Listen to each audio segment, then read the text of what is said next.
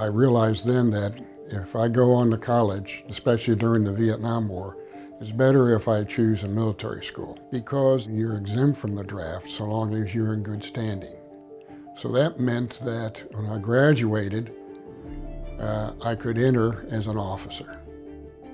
At that time, we had 5 M41 Walker Bulldog tanks at school.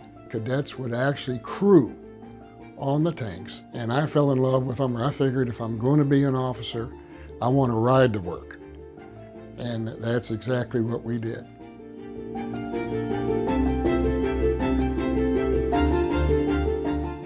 How difficult was the red line experience? It was very stressful, but you learn very quickly how to deal with it. When I was stationed at VMI back, I used to counsel incoming rats. How's it going, rats? All in!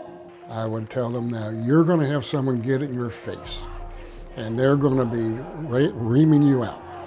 And I want you to think in the back of your mind, if someone like you can make it, I can too.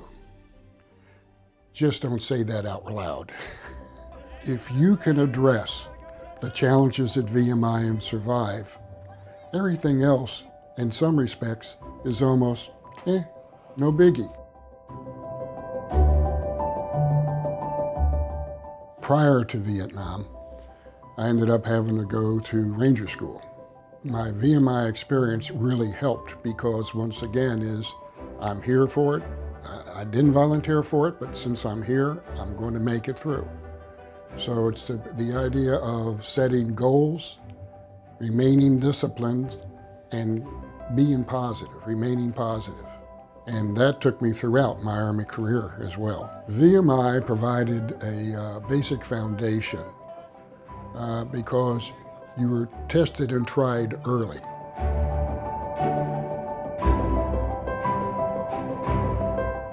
My brother at Dean Kershaw, who's one of the professors in the Civil Engineering Department, he said, Steve, we're looking for a new PMS. How'd you like to be the professor of military science? And I'm thinking, boy, even sour cream can rise to the top. Here's a 4-year private at VMI, coming back to be the PMS.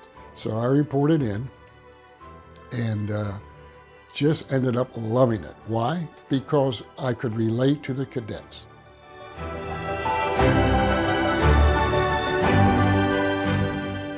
We've established a trust, and VMI is in the trust. So while we're signing that, and when it was over, I just sat back and said, I'm glad we did this, because now we don't have to worry about it.